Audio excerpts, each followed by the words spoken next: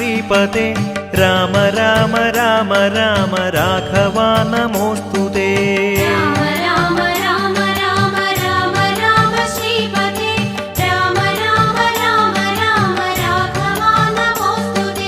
രാമപാദം ചേരുവാൻ ജപിച്ചിടാവു സർവരും രാമനാമ മന്ത്രമൊന്നു മാത്രമേറെ ഭക്തിയിൽ.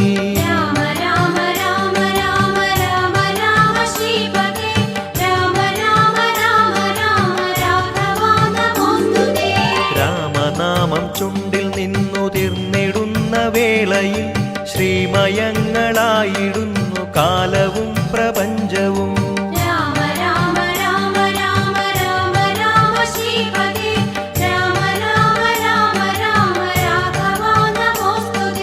രാമനാമം കേട്ടു കേട്ടു കാതുകൾ കുളിർക്കണം, രാമനെ സ്മരിച്ചു കൊണ്ട് ജീവിതം തളിർക്കണം.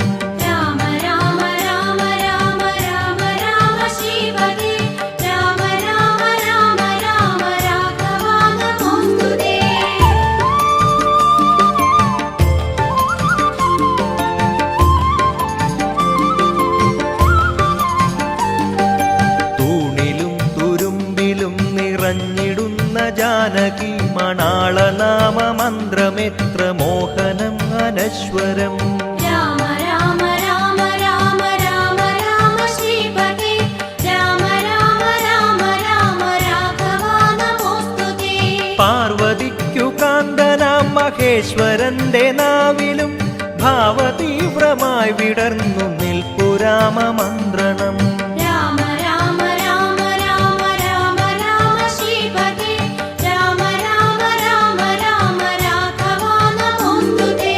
ആദിയന്തഹീനനായി വാണിടുന്ന വിഷ്ണുവിൻ ഖ്യാതി വാഴ്ത്തിടുന്നു നാരദാദിമാമുനീശ്വരർ. രാമ രാമ രാമ രാമ രാമ രാമ ശ്രീപദേ രാമ രാമ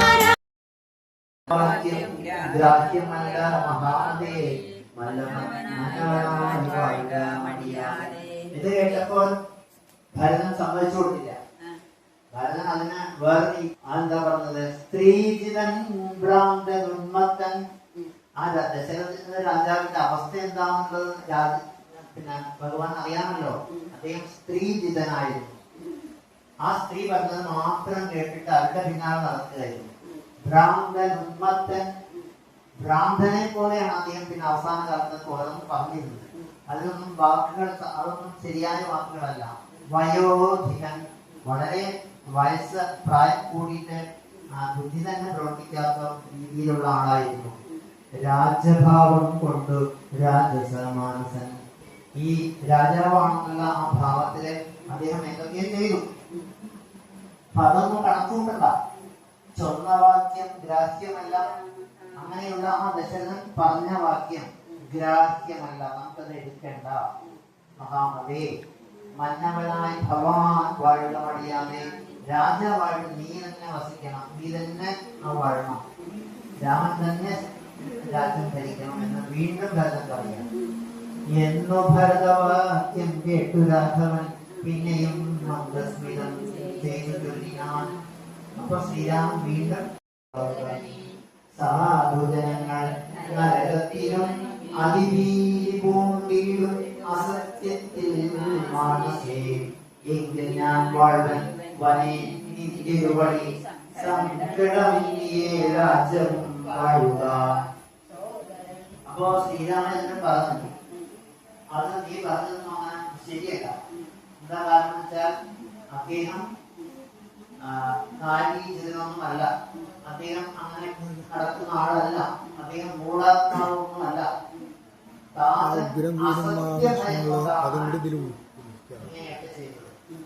അതായത് അയാൾക്ക് സത്യത്തെ ഭയമുണ്ടായിരുന്നു. കാരണം സത്യം കൊടുത്തതല്ലേ. ആ സത്യം കൊടുത്ത സത്യത്തെ നടത്താതിരുന്നാൽ ശരിയാവില്ല എന്ന് അച്ഛന് പേടിയുണ്ടായിരുന്നു. അതുകൊണ്ടാണ് ഇങ്ങനെയൊക്കെ സംഭവിച്ചത്.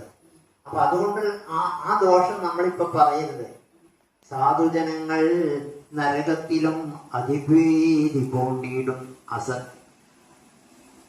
പോണ്ടിടും അസത്യത്തിൽ മാനസേം. അപ്പോൾ സത്യം പാലിക്കാതിരുന്നാലാണ് നമുക്ക് നരകം കിട്ടുക എന്നാണ് ശ്രീരാമൻ പറഞ്ഞത്. അതുകൊണ്ട് അച്ഛനെ പറ്റി ഇപ്പൊ കുറ്റം പറയല്ല വേണ്ടത്. അച്ഛൻ പറഞ്ഞ സത്യം എന്താണ് എന്ന് മനസ്സിലാക്കിയിട്ട് ആ സത്യത്തെ പാലിക്കാനായിട്ട് ശ്രമിക്കുകയാണ് നമ്മൾ വേണ്ടത്. എങ്കിൽ ഞാൻ വാഴ്വൻ വനെ നിന്തിരുവടി സങ്കടമെന്നിയേ രാജ്യവും പാടുക. അതുകൊണ്ട് സത്യം പാലിക്കുക എന്നുള്ളതാണ് പ്രധാനമായിട്ടുള്ളത്. സത്യത്തെ പാലിക്കാനായിട്ട് ഞാനിതാ ഇപ്പോൾ വനത്തിലെ പോവാണ്, നീ പോയിട്ട് രാജ്യം ഭരിക്കുക എന്നാണ് അദ്ദേഹം പറഞ്ഞത്. രാജ്യം നിനക്കൂ വിഘ്നവും പൂജനാം താതൻ വിധിച്ചിലോ മുന്നമേ. രാജ്യം നിനക്കും എനിക്ക് വിഘ്നവും, വിഘ്നം പറഞ്ഞ കാട്, പൂജനാം താതൻ വിധിച്ചതോ മുന്നമേ. വ്യത്യയമോ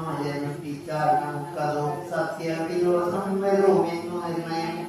അതിന് വ്യത്യയമായിട്ട്, വ്യത്യാസമായിട്ട്, അതിനെതിരായിട്ട് നമ്മൾ പ്രവർത്തിച്ചാൽ അപ്പോഴാണ് സംഭവിക്കുക സത്യവിരോധം. അതുകൊണ്ട് സത്യവിരോധം വരാതെ സത്യം ചെയ്യുക, സത്യമായിട്ടുള്ള ചെയ്യുക എന്നാണ് രാമൻ അതിന് മറുപടിയായി പറഞ്ഞത്. എങ്കിൽ ഞാനും നിന്തിരുവടി പിന്നാലെ കിങ്കരനായി സുമിത്രാത്മജനെ പോലെ ഒരുവൻ ചേരുവൻ ചെന്നു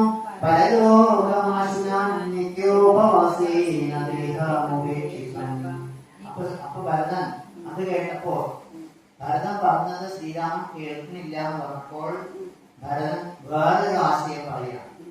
എങ്കിൽ ഞാനും നിന്തിരുവടി പിന്നാലെ, ഞാൻ ഈ ഭരതൻ ശ്രീരാമന്റെ പിന്നാലെ കിങ്കരനായിട്ട്, ഒരു ദാസനായിട്ട്, ശ്രീരാമന്റെ എന്താണോ പാദസേവ അത് ചെയ്യാനായിക്കൊണ്ട് സുമിത്രാത്മജനെ പോലെ, ഈ ലക്ഷ്മണനെ പോലെ ഞാനും കിങ്കരനായിട്ട് നിന്റെ കൂടെ ഞാൻ വരും.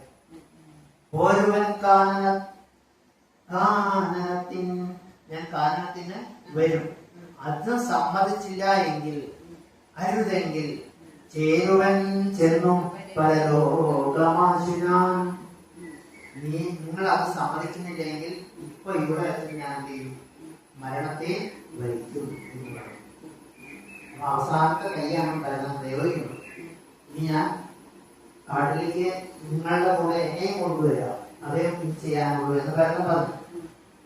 പിന്നെ പറയാണ് നിത്യോപവാസേന ദേഹമുപേക്ഷിപ്പൻ നിത്യേവം ആത്മനി നിശ്ചയിച്ചതികെ ധർമ്മവിരിച്ചു കിഴക്കൂതിരിഞ്ഞു അപ്പോൾ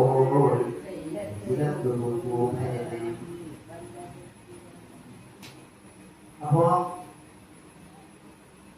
ദേഹം ഉപേക്ഷിക്കാൻ, ഞാൻ എന്റെ ദേഹം ഉപേക്ഷിച്ചു. നിത്യേവമാത്മനി നിശ്ചയിച്ചതികെ, അങ്ങനെ ഞാൻ എന്റെ ദേഹത്തെ ഉപേക്ഷിക്കും എന്നുള്ള കാര്യത്തിൽ യാതൊരു സംശയവും ഇല്ലാതെ പറഞ്ഞു. എന്നിട്ട് അദ്ദേഹം അത് ചെയ്യാനായിട്ടുള്ള തയ്യാറെടുപ്പില് ദർഭ വിരിച്ചു, കിഴക്ക് തിരിഞ്ഞു നിന്നിട്ട് ദർഭ വിരിച്ചിട്ട് ആ വെയിലത്ത് നിൽക്കുകയാണ്. ഇപ്പൊ ജേട്ടൻ സമ്മതിച്ചിട്ടില്ല എങ്കിൽ ആത്മഹത്യ ചെയ്യും. അതിനുള്ള തയ്യാറെടുക്കാൻ ഗർഭന്തബുദ്ധി കണ്ടപ്പോൾ ഭൂപരൻ ത്വൽബോധനാർത്ഥം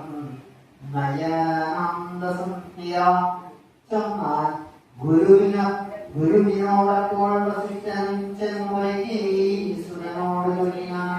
അങ്ങനെ നിൽക്കുന്ന സമയത്ത് അപ്പോൾ വസിഷ്ഠൻ വന്നിട്ട് ഭരതനോട് പറയുന്നു, നീ എന്തൊരു ഗുണനാണ്, ഞാൻ പറയുന്ന ഒരു കാര്യം വളരെ രഹസ്യമായിട്ടുള്ള കാര്യമാണ്, അത് നീ ശ്രദ്ധിച്ചു കേൾക്കുക.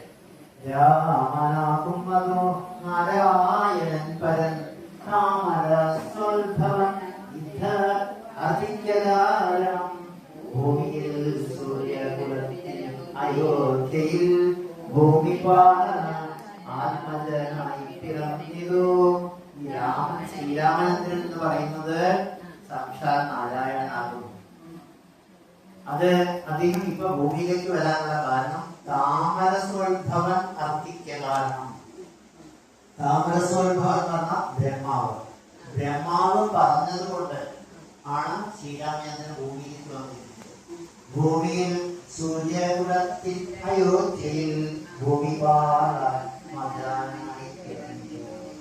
സൂര്യകുലം പറഞ്ഞാൽ ഈ ശ്രീരാമചന്ദ്രന്റെ അയോധ്യയിലുള്ള രാജാക്കന്മാരൊക്കെ സൂര്യകുലം, അവരുടെ കുലം സൂര്യകുലമാണ്. സൂര്യനാണ് അവരുടെ ഇഷ്ടദേവത. ഭൂമിയിൽ സൂര്യകുലത്തിൽ അയോധ്യയിൽ ഭൂമി പാലാത്മജയായി തീർന്നു. അപ്പോൾ ഭൂമിയെ പരിപാലിക്കുന്നതിനായിട്ട് ആണ് ശ്രീരാമചന്ദ്രൻ ഇവിടെ വന്നിരിക്കുന്നത്. ഒരു ദൗത്യം ഏറ്റെടുത്ത് വന്നിട്ടുള്ള ആളാണ്. അവരുടെ ഇവിടെ വന്നിട്ട് സാധാരണക്കാരെ പോലെ ജീവിക്കാൻ വേണ്ടി വന്ന ആളല്ല. അയാൾക്കൊരു ലക്ഷ്യമുണ്ട്. ആ ലക്ഷ്യം പറഞ്ഞുതരാം. അത് കേട്ടോ. രാവണനെ കൊന്നു ധർമ്മത്തെ രക്ഷിച്ചു ദേവകളെ പരിപാലിച്ചോളുവാൻ യോഗമായ ദേവിയായ ജാനകി ഭോഗിപ്രിയ ഭോഗപ്രവരനാവുന്നതോ ലക്ഷ്മണൻ. ലോകമാതാവും പിതാവും ജനകരാഘവന്മാരെന്നാൽ അധിക വഴിപോലെ. എന്താ ശ്രീരാമചന്ദ്രൻ ഭൂമിക്ക് വന്നതിന്റെ ലക്ഷ്യം എന്താണ്? ധർമ്മത്തെ രക്ഷിക്കാൻ വേണ്ടിയിട്ടാണ്. രാവണനെ കൊന്നിട്ട് വേണം ധർമ്മത്തെ രക്ഷിക്കാൻ. അപ്പൊ രാവണനെ കൊന്ന് ധർമ്മത്തെ രക്ഷിക്കുന്നതിന് വേണ്ടി ദേവകളെ പരിപാലിച്ചു കൊള്ളുവാൻ. അങ്ങനെ രാവണനെ കൊന്നാലേ ദേവകൾക്ക് സ്വർഗ്ഗലോകത്ത് ഇരിക്കാൻ പറ്റുള്ളൂ. അങ്ങനെ ദേവകൾക്ക് വേണ്ടിയിട്ട് കൂടിയിട്ടാണ് ഇത് ചെയ്യുന്നത്. ആ ശ്രീരാമനാകട്ടെ യോഗമായാദേവി ആകുന്നത് ജാനകിയാണ്. ആ ജാനകിയോടൊപ്പമാണ് ഇവിടെ വന്നിട്ടുള്ളത്. ഭോഗിപ്രവരനാകുന്നു ലക്ഷ്മണൻ. അങ്ങനെയുള്ള ആ ലക്ഷ്മണനാകട്ടെ അനന്തന്റെ അവതാരമാണ് എന്നൊക്കെ പറഞ്ഞു. ലോകമാതാവും പിതാവും ജനകരാഘവന്മാരെന്നറിയിക്ക വഴി പോലെ. അതുകൊണ്ട് ഈ രണ്ടാൾക്കാർ, ഈ ശ്രീരാമൻ സീതയും എന്ന് പറയുന്നത് ലോകത്തിന്റെ മുഴുവനും ആരാണ്? മാതാവും പിതാവുമാണ്. ലോകമാതാവും പിതാവും എന്ന് പറയുന്നത് അതായത് ലോകത്തിന്റെ അച്ഛനമ്മമാരാണ് ഈ രണ്ടാൾക്കാർ. അതുകൊണ്ട് ആ കാര്യം അറിഞ്ഞിട്ട് രാവണനെ കൊൽവന്നു വളർത്തിന്നു ദേവകാര്യാർത്ഥം പുറപ്പെട്ടു രാഘവൻ. ഇങ്ങനെ ദേവകാര്യം നടത്തുന്നതിന് വേണ്ടിയിട്ടാണ് ഇത് രണ്ടാളും കാട്ടിലേക്ക് വന്നിരിക്കുന്നത്. മന്ധരാവാക്യവും കൈകേയിസ്ത നിർബന്ധവും ദേവകൃതമെന്നറിയീ. ഇനി മന്ധര പറഞ്ഞ വാക്കുകളെ കൈകേയിയുടെ ആ നിർബന്ധ ബുദ്ധി ഇതൊക്കെ ദേവന്മാരുടെ ആഗ്രഹത്തിൽ നടന്നതാണ്. അവർ വെറുതെ അഭിനയിച്ചത് മാത്രമാണ്. ഇതൊക്കെ എന്തിനു വേണ്ടിയിട്ടായിരുന്നു? ഈ ഒരു ദേവകാര്യം നടക്കുന്നതിന് വേണ്ടിയിട്ടുള്ള അവരുടെ അഭിനയമായിരുന്നു എന്നൊക്കെ നീ മനസ്സിലാക്കുക എന്ന് പറയാം. ആരാണ് ഇതൊക്കെ പറഞ്ഞത്? വസിഷ്ഠൻ പറയാം. ശ്രീരാമദേവ നിവൃത്തിങ്കൽ ഉള്ള ആഗ്രഹം നീയും പരിചരിച്ചിടുക. അതുകൊണ്ട് ശ്രീരാമനെ എന്താണോ ഉദ്ദേശിച്ചത് അതിൽ നിന്ന് അദ്ദേഹത്തെ പിന്തിരിപ്പിക്കാൻ നീ ശ്രമിക്കരുത്. നീ അതൊന്നും വിട്ട് എന്ന് പറയാം. കാരണപുരുഷത്വരം നീ രാജധാനിക്കുപോകണിയാതെ. അതുകൊണ്ട് അങ്ങനെയുള്ള ആ ശ്രീരാമചന്ദ്രൻ ഇപ്പൊ പറഞ്ഞില്ലേ, ഇതിനോട് രാജധാനിക്ക് പോയിട്ട് അവിടെ പോയി രാജ്യം ഭരിക്കാൻ പറഞ്ഞില്ലേ, അത് നീ ചെയ്യെന്ന് പറയാം. മന്ത്രികളോടും ജനനീജനത്തോടും അന്തമില്ലാതെ പടയോടും ഇപ്പോഴേ നിന്റെ കൂടെ വന്നിട്ടുള്ള അമ്മമാരെ, മന്ത്രിമാരെ, ആ വലിയ സൈന്യമുണ്ട്, അവരെല്ലാവരെയും കൂട്ടിയിട്ട് ഇപ്പോൾ തിരിച്ചു പോകണം. അല്ലാതെ ഇവിടെ വന്നിട്ട് ആത്മഹത്യ ചെയ്യും അല്ലെങ്കിൽ അത് ചെയ്യും ഇത് ചെയ്യും പറഞ്ഞു നിൽക്കരുതേ എന്ന് പറയും. ചെന്ന് അയോധ്യാപുരിക്കു വസിക്കാനേ ഭംഗിയിലും അഖിലജനും. അപ്പൊ നീ അങ്ങോട്ട് പോവാ, അയോധ്യയിൽ പോകും. ഈ ശ്രീരാമനും അനുജനും അല്പം കാലം കഴിയുമ്പോൾ തിരിച്ചു വരും. ദേവിയും ഈ 7 സംവത്സരം രാവണൻ തന്നെ വധിച്ചു സമുദ്രം. അങ്ങനെ അവര് ആ രാവണനെ വധിച്ചു കഴിഞ്ഞാൽ തിരിച്ചു വരും. അന്നേരം നമുക്ക് കണ്ടുമുട്ടാം. ഇപ്പൊ നീ തടസ്സം ഉണ്ടാക്കാൻ നിൽക്കണ്ടെന്ന് വസിഷ്ഠൻ പറഞ്ഞു. ഇത്തം ദുരോക്തികൾ കേട്ടു ഭരതനും ചിത്തേ വളർന്നൊരു വിസ്മയം കൈക്കൊണ്ടു.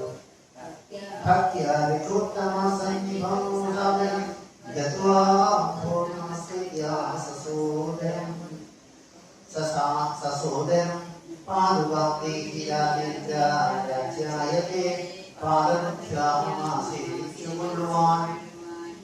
അപ്പോഴും ഭരതൻ വിട്ടുകൊടുത്തില്ല. അങ്ങനെയൊന്നും ഞാൻ പോകില്ല, അങ്ങനെയാണെങ്കിൽ എനിക്ക് വേറൊരു കാര്യം ചെയ്തു തരുന്നു പറഞ്ഞു. അതെന്താ വേണ്ടത്? അങ്ങനെയാണെങ്കിൽ അയോധ്യ ഞാൻ ഒരിക്കലും ഭരിക്കില്ല. ഭരിക്കുന്നത് ശ്രീരാമചന്ദ്രൻ. ഭരിക്കുകയാണെങ്കിൽ ശ്രീരാമനെ ഭരിക്കും. ശ്രീരാമൻ അവിടെ ഇല്ലെങ്കിലും ഉണ്ടെങ്കിലും ഭരിക്കുന്നത് ശ്രീരാമചന്ദ്രനായിരിക്കും. അത് കാണിച്ചു കൊടുക്കാൻ വേണ്ടിയിട്ട് പാതുകാം ദേഹി, അങ്ങയുടെ പാതുകങ്ങൾ, കാലിലിട്ടിട്ടുള്ള ആ പാദങ്ങൾ എനിക്ക് അഴിച്ചു തരണം. രാജേന്ദ്ര രാജ്യായത്തെ പാദബുദ്ധ്യാ സേവിച്ചു കൊള്ളുവാൻ ആ പാദങ്ങളെ വെച്ചുകൊണ്ടേ ഞാൻ രാജ്യം ഭരിക്കുള്ളൂ. അല്ലാണ്ട് ഞാൻ രാജാവായിട്ട് രാജ്യം ഭരിക്കില്ല. ശ്രീരാമന്റെ പാദുകങ്ങൾ വെച്ച് ആ പാദുകങ്ങൾ രാജ്യം ഭരിക്കും പോലെയാണ് ഞാൻ രാജ്യം ഭരിക്കുക. അതുകൊണ്ട് ഈ പാദുകങ്ങൾ തന്നാൽ ഞാൻ പോയിക്കോളാം. യാവത്തവാഗമനം ദേവദേവമേ താവദേവാൻ അനാരദം വധിച്ചിടുവൻ. അങ്ങനെയുള്ള അങ്ങയുടെ ആ ഒരു നാമത്തെ ഞാൻ അനാരദം എപ്പോഴും വധിച്ചിടും. ആ പാദങ്ങൾ എനിക്ക് അത് വെച്ച് ഞാൻ വധിച്ചോളാം എന്ന് പറയാം. ഇത്തം ഭരതോക്തി കേട്ടൂടെ നൂത്തമൻ പൊരുത്തമാരടി കടിച്ച് ഭക്തിമാനായ ഭരതന്നു നൽകിനാൻ